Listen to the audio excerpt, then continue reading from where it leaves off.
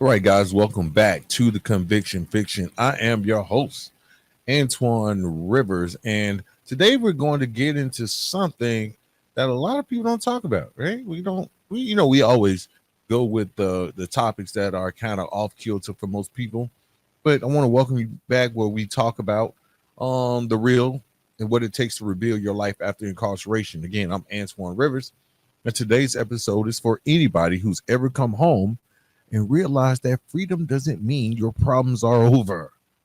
It just means you got new ones to figure out, right? It doesn't mean that your problems are over. It just means you got new problems to figure out. One of the biggest is credit. Now, let me be clear. I didn't come home with perfect credit. Matter of fact, I came home with a credit score that was trashed. I went to go buy a car and they hit me with something I never expected. They was like, you got a negative mark on your credit and you owe about $9,000. And the worst part, I didn't even open an account. Now this is about how I navigated that betrayal, how I created a budget, basically like $20 a week, a payment plan to fix it myself, and how you can take small steps to rebuild your credit even when it feels impossible. Because when I sat across from that car dealer and they told me I had like $9,000 worth of debt on my credit, my jaw hit the floor. I hadn't even been free a few weeks. I didn't know what was going on at all.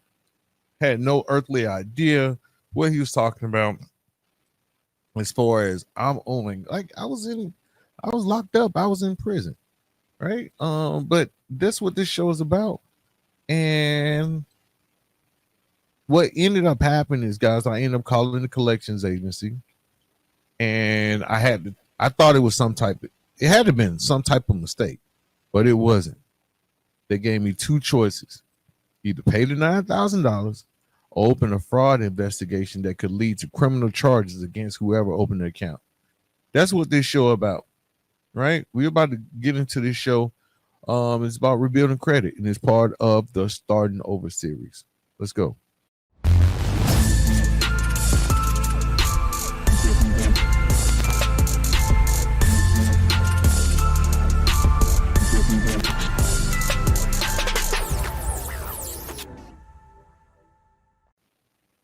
All right, guys, we're back. I went to the collection agents and they was like, well, either you can pay it or you can open up a fraud investigation that could lead to criminal charges against whoever did it. So I said, let's go ahead and investigate it. And after a little digging, it came back to someone I love. Someone I loved. I was just gonna put it at that. And I had every legal right to press charges, but I couldn't bring myself to do it. Right now, I had a family member. Matter of fact, my daughter, she ended up in the same situation, and she brought the criminal charges. She was like, forget that. She was just starting out, college student.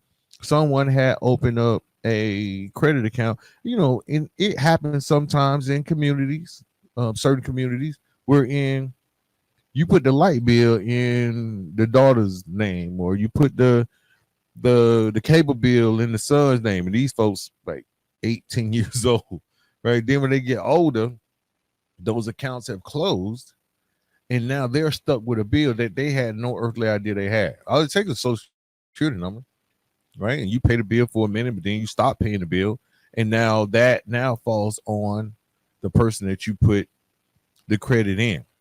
All right. Now, in my situation, I had every legal right to press charges. I couldn't bring myself to do it though, because that would have meant sending someone else through the system. Right. Go figure. I chose the higher road. But that doesn't mean it was okay. I told him, look, I know y'all trying to get y'all money back, but look, I can't pay $9,000 all at once, but I'll pay what I can. Right. It was like, you sure don't want to like bring criminal charges? I'm like, for real, I don't want to bring criminal charges because that's putting somebody back in the system. And honestly, like, they were doing what they had to do, I guess. I just don't want to be caught up in a situation like I was with my daughter, where I had to sit in the middle. I didn't want to side with my daughter, but at the same time, I didn't want to side with my family. It was just like I was a bystander. Like all of this, what were you guys doing while I was locked up? Right. Um. So I told him I'll pay what I can. Let's set something up, and that's exactly what I did. I put myself on a $20 a week plan. It wasn't much, but it was consistent, and over time, it added up. Now, with that plan, it took some time. I had to put a little bit more money down. I think I ended up giving him like $500. I took my entire check because I was working at night on the third shift, working in a factory, and I took my entire check and like, here's $500, right? Here's $500, and then after that, I'll pay you $20 a week until it's all paid up. And that's exactly what I did. So we're going to get into the credit comeback toolkit. This is the exact process I followed and what I recommend if you're just starting out or trying to dig yourself out of a hole, right? Step 1, check your report. I went to annualcreditreport.com. I went to Credit Karma, and I pulled all 3 credit reports. That's when I saw the account in my name. Step 2, you're going to investigate or dispute those charges. Because in my case, I had to investigate. In your case, you might just need to dispute anything that doesn't belong to you. That means going online or writing directly to the credit bureau, right? But after that, I had to have my own plan, right? And this is where step 3 is, right? Here's where I made my move. I said to myself, I can't fix this all at once, but I can do $20 a week. I'll just put it in my budget like it's a bill. Now, no collector offered me that plan. I created it and stuck with it. You don't have to wait for someone to hand you a solution. Build your own. And that's when you start building new credit. And that's part of step 4.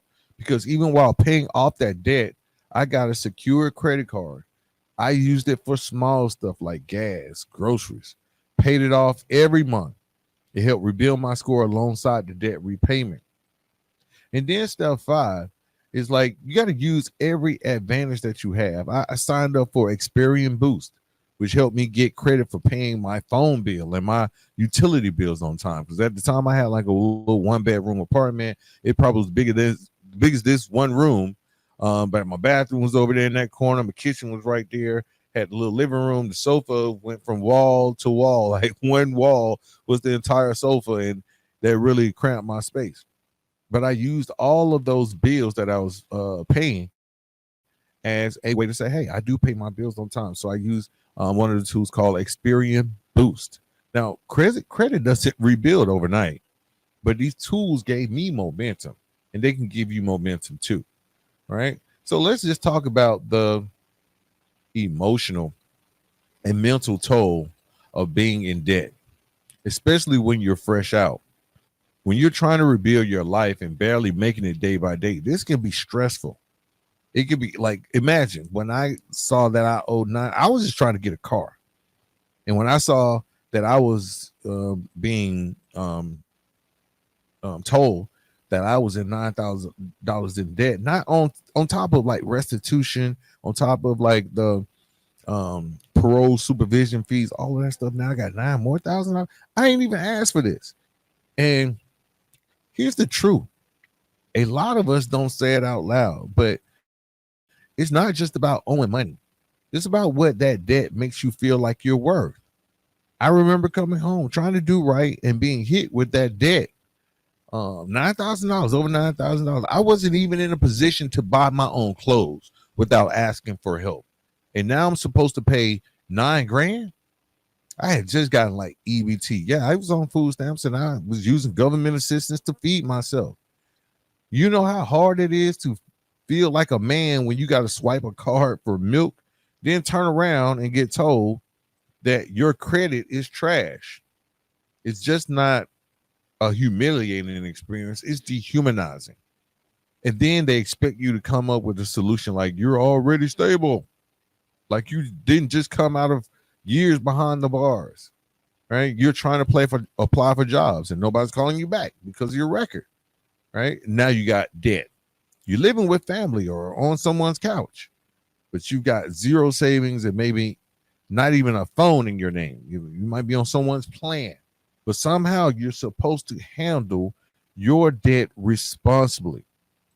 Um, for me, sometimes I think it's a setup, right? That kind of pressure doesn't just weigh on your finances, it weighs on your mental health. And that's why it's very important to strengthen your mental health. I remember nights where I stared at the ceiling like, what's the point of even trying? The system's already decided I'm not worth credit, whether it be giving up on God or giving up on whatever spiritual being you have or whatever. It's like the system already jacked up. Here it was. I am getting out, starting over, thinking I got a new lease on life. And that's what this series is about. We're trying to tell you about the challenges and what you can do in order to start over successfully, right? I felt like I wasn't worth it. I mean, it wasn't even worth the opportunity. I was not even worth forgiveness, I felt. I was at a crossroads and I had two choices. I can let that shame bury me or build something out of whatever scraps I had. That's when I created that $20 a week plan because I didn't really have it to spare, but because it was all I could do without going under, I did it. I was literally budgeting that $20 between paying a bill and buying socks. It's like, I don't need the socks right now. I need to get my credit right. I just washed the socks that I have. I think I had like maybe 3 or 4 pairs of socks that I just washed constantly, right? I probably washed every 3 days. But paying that $20, that wasn't just about money. It was me saying I still matter, that I still have power, that I still get to choose who I become, right? That's part of the credit toolkit, guys. That's what the end goal is, to figure out like who you are and how you become, okay? How you become who you want to be, right? Remember, there's a couple of steps to it. First, go ahead and check your credit report. That's the most important thing. See what you got, see what you owe, see what you need to do, right? Secondly, you want to make sure that you investigate or dispute those charges. If you have some fraudulent charges or things that you really can take care of, a lot of creditors will dismiss a lot, especially over time, right? Or give you some type of plan where you don't have to pay the interest. And then after that, man, be sure to own your own plan. That's step 3. That's what's most important. Own your own plan. Do what you can do, right? For me, it was budgeting $20 a week. $20 a week. I think I was probably, when I first got home, I don't know how many people did it. I was smoking cigarettes. I was spending more than $20 a week smoking cigarettes. So I had to give the cigarettes up or cut down, right? After that, you want to start building new credit by getting a secure credit card, possibly, and use it for small purchases, like just going to the store, and then pay it off immediately. And use every advantage out there. There are plenty of programs out there. Experian Boost is one of them. You even have some credit counseling service that will put all of your bills together, like all of your outstanding debts, like a consolidation plan. Definitely want to get a consolidation credit counselor on our show to talk about some of the benefits of doing so, because having that plan is very important. Because here's the thing, when you're that deep in debt, when you're in that deep, when you're scraping just to get by, you start to believe you deserve the bad credit. You think you're stuck in survival mode forever. That's what could happen. But survival mode ain't your final destination. It's just the first chapter. So if you're listening to this and you're sitting on debt, living on EBT or hustling for a ride to job interviews, or you just think that you're failing, right? You're still in the fight. That's what's most important. You're still in the fight, and every little move you make, whether it's calling one of those collectors and dealing with them, checking your credit report on your own, or just deciding not to ignore that envelope, it's a win. Because you get those things in the mail. Once they find out who you are, they start sending little things in the mail like, you owe this much amount of money. And like in my case, I had no earthly idea how I could owe that money when clearly the account was set up in a certain time frame, which kind of fell in between when I was incarcerated. Um, just remember, you don't have to fix it all today. You just need to believe that you're worth the work. Now that we've talked about emotional weight, let's talk about the climb. Let's talk about getting out of there. Because here's what I know: survival mode feels permanent when you're stuck in it, but it's not. And you don't need a big break to get out of survival mode. You just need to make the next right move over and over and over again. Right? Survival mode is definitely one of those reactive modes that can get you in trouble. Or, you thinking you're doing everything to survive, and then something else happens, and then you think you're a failure. But so it's like a revolving cycle, right? We were talking the other day about the fear of failure. All right, we're going to get into that in one of the future episodes, but this one is all about creative. So let me just walk you through what helped me shift emotionally and practically. Did like a breathing exercise, get it out. Emotional step number 1: give yourself permission to start small. Even if you're living off of EBT or you're counting your coins just to get to the bus stop, you don't need to hear some grind harder speech. What you need is grace and a clear plan. Let me start that over. What you need is grace and a clear plan. You don't need to think that, because here's the thing, and I say this all the time, and I'm going to ask my audience today, right? I'm going to give you a few moments to think about this. If you find yourself deep in a hole, what's the best or the first thing you need to do in order to get out? If you find yourself deep in a hole, what's the first thing you need to do in order to get yourself out?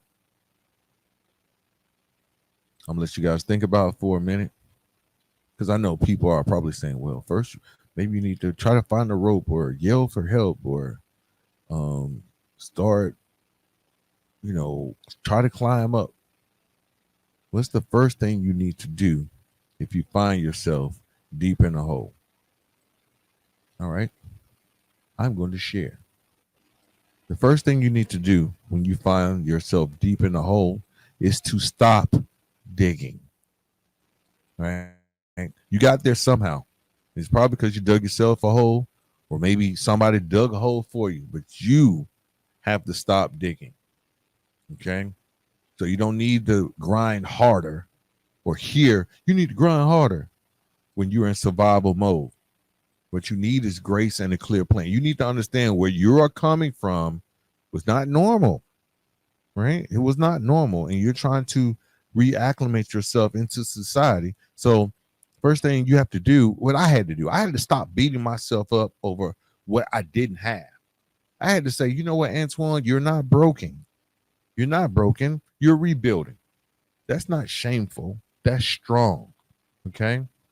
Now, there also is a practical step. You got to start like doing or executing a plan. You got to budget from where you are. I didn't have a spreadsheet or application. I had a notebook and a goal, right? With all the technology that you have out here and people that know how to work it, you can get a spreadsheet, or you can get an app that kind of tracks your budget, and you put in how much you make, and you can put in how much you owe, and it'll like automatically, especially with the advent of AI, automatically come up with a plan for you to pay yourself back. I had a notebook and a goal. So even if you don't have all that fancy stuff or applications, you can do it. I made a simple plan. What's coming in each week? What's non-negotiable? I can't scrape by on food. I can't take transportation for granted, because I need to get back and forth to work. That's non-negotiable. I got to have food. I got to have transportation. My sister and I, we always had this thing coming up. I think we got it from my dad. As long as you got a place to stay and a ride, you are good to go. Because you've got a place to stay, you got peace of mind where you can lay your head down. If you got a ride, then you can get to where you can go get some money. So all that other stuff on the inside, like in that place to stay, whether it be electricity, whether it be cable, whether it be Wi-Fi, whether it be internet, all of that stuff is actually um an amenity, right? You just need a place to stay and a way to get to where you can get some more money. So some things were non-negotiable: food, transportation, where I need to stay. And then I carved out $20 for that debt so I can pay him back. It didn't matter if I was on EBT or if I only had a part-time gig or my hours, I wasn't making a lot of money. That $20 was giving me control. I was reclaiming control over my life. Now, emotionally, there was a step too. I had to start comparing my progress to other people. I saw people like at my job, they would come in their nice cars and stuff. I think I was being dropped off at one time by my mama, right? He was a 40-year-old guy pulling up. Well, I wasn't 40, but I was of age and getting dropped off at work. I was on the bus and they pulling up. I had a friend. He was always getting something to his car done every week. Every week he'll come in. Oh, I got these new speakers. Oh, look at these rims. Look at this. I just bought a new house. So you'll see other people buying houses, getting new cars, running businesses, and it'll make you feel like you're behind. I know I felt terribly behind when I started catching up with some of my friends that were out and living their life while I was behind bars, right? I started catching them like, how did you get a 6-bedroom house? And good Lord, I'm living in an apartment. Like I said, it was a 1-bedroom apartment where the sofa pretty much was at the door, right? Didn't have a car. So you will feel like you're behind on a lot of stuff. But guess what? You're not behind. They didn't do time, first of all. They didn't come out with $8,000 or $10,000 in debt in someone else's name. They didn't have all that. They didn't have to explain a felony on every application. You know that one that says, hey, have you ever committed a felony? You go ahead and put yes, right? He's like, please explain. They don't have to do that. They didn't have to do that. Your path is your own, and comparing it to someone else's highlight reel is just another way to paralyze yourself. You're creating emotional trauma for yourself, right? So this is a practical step. You got to build those small credit wins. After I got on my $20 a week plan, I took another small step. I got that secured credit card. I put down $200, and I used it for only things I had the cash for: gas, groceries, small bills, right? Every time I paid it off, I wasn't just raising my score, I was raising my self-esteem. I used that secured card as cash, right? That's what small wins do. They remind you that you're not stuck, that you're stepping forward. Now you're going to have some other challenges like reframing the system. That's one of those emotional things, right? The credit system isn't designed for people like us. Let's just be real, right? That doesn't mean we can't learn how to play it, though. I stopped saying that the system's against me, so I'm not even going to try. That's one of the things I always used to beat myself up. Like, this ain't for me, man.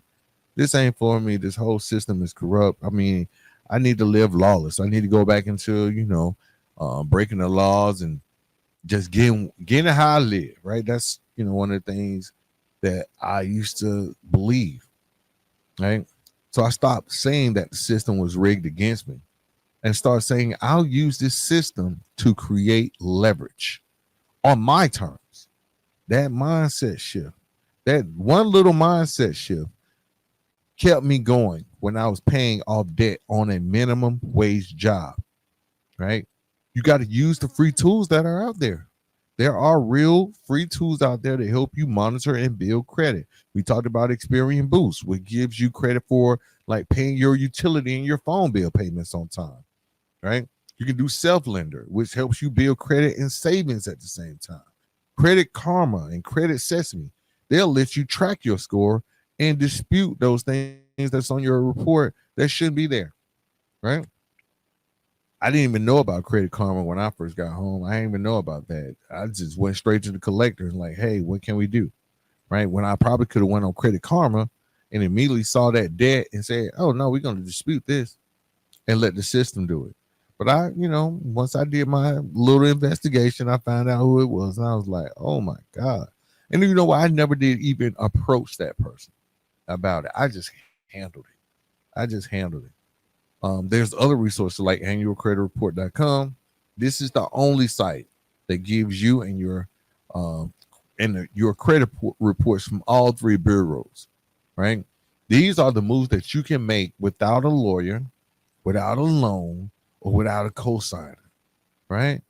Because here's the thing, guys, you deserve peace. And let me say this clearly. Being poor does not mean you deserve bad credit. Having a felony does not mean you deserve to struggle forever. Getting help from the government does not mean you're a failure. You're still a human being. You're still worthy of peace, ownership, and opportunity.